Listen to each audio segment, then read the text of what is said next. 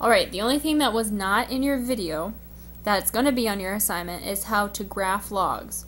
But it's pretty simple because you do almost the same thing you've been doing when you've been graphing exponential functions. I still want you to make a t-chart and you're going to plug in numbers. The only difference is you have to plug in special numbers. So the first thing you want to do is if we're going to graph log base 3 of x, first thing you need to do is rewrite it as an exponent.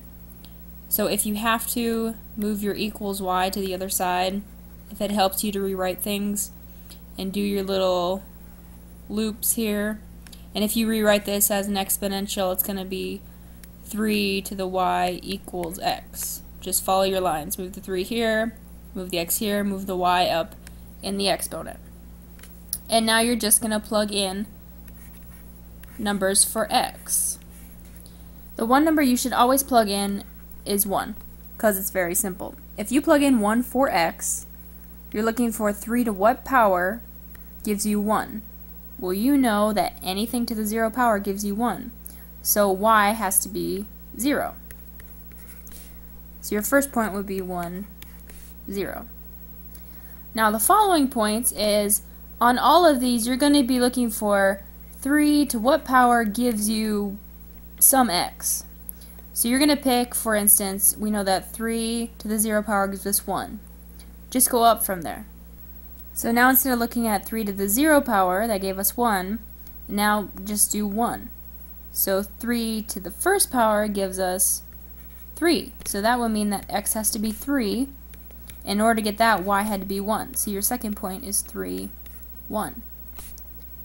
If you go up one more, you're looking for 3, we did 0 power, first power, well 3 squared gives you 9. So that means x is 9, and your y had to be 2. So your third point is 9, 2.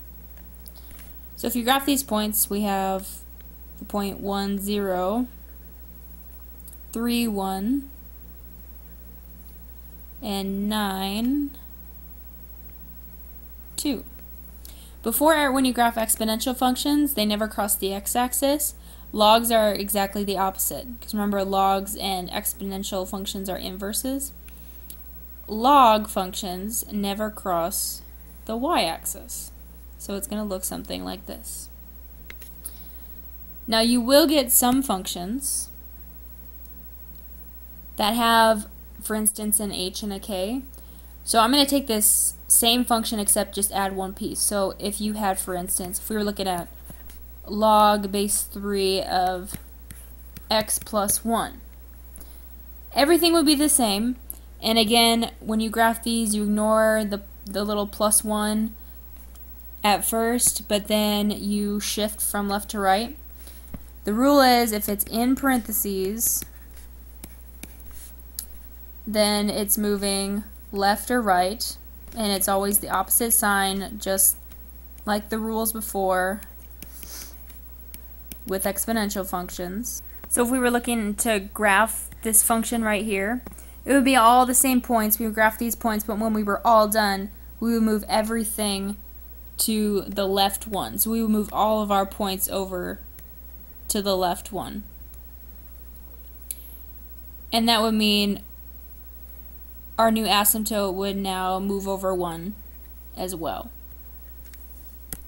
If you add a k, for instance, if the function was log base 3 of x, but there was a number outside the parentheses, like plus 3, then that would mean you're moving up or down, and it's the same sign just like before with the other k's. So if we had a plus 3 on the outside of the parentheses, that would mean we have all the same points, but when we were done, we'd move all of our points up 3.